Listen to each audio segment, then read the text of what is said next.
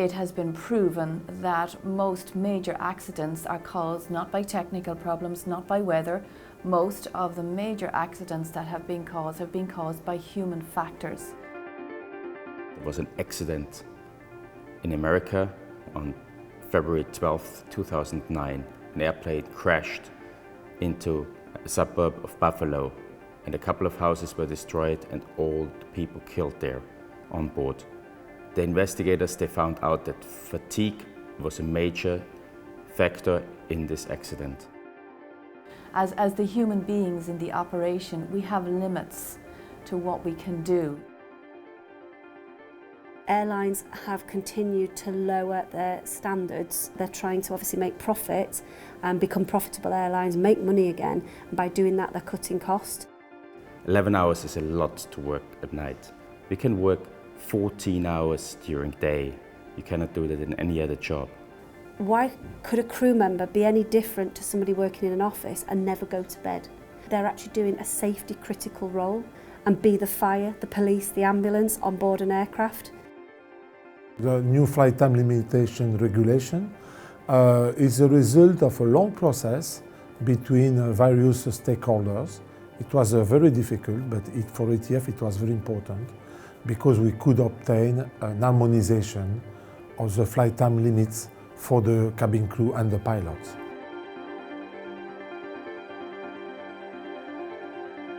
When we speak about fatigue, we are speaking really about the science of sleep.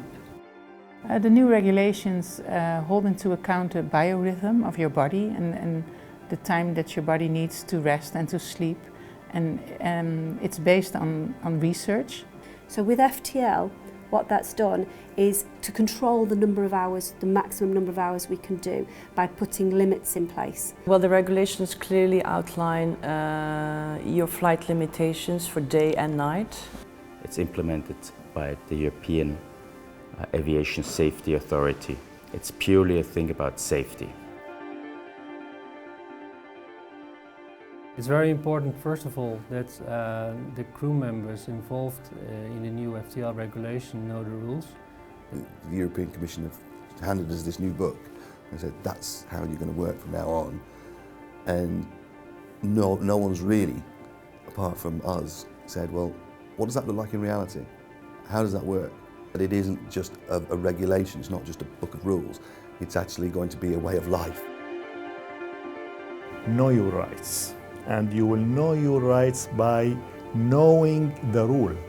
Let's inform the members, let's tell the people that are going to operate this what it actually is.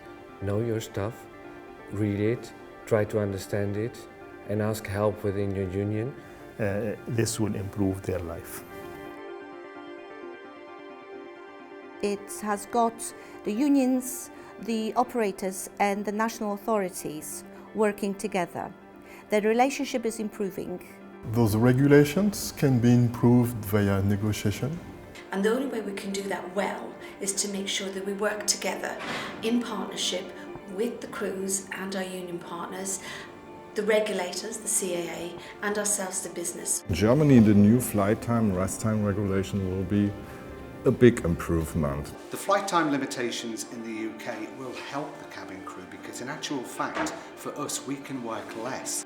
Now, in some member states, it has brought their levels down. But within this regulation, it was built in that if you did have higher levels of safety over and above the FTL, then those higher levels can remain in place. Regulations has to be a baseline for everybody. One regulation across Europe that is the bottom line, it's the base level. Anyone can be above that, but they can't be below it. The new regulations will certainly empower everybody from the cabin crew leading up to the management, to the training department, right the way all the way up to the top. I think it's a very positive outlook looking forward. Moving forward. Well said.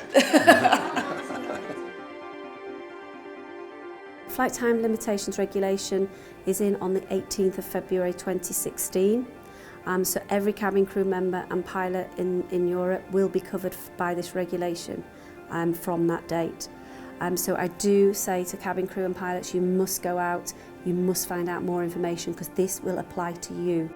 It's continual potential change and assessment, so you need to be aware of the regulation, not just on the 18th of February, but continuing on from that date.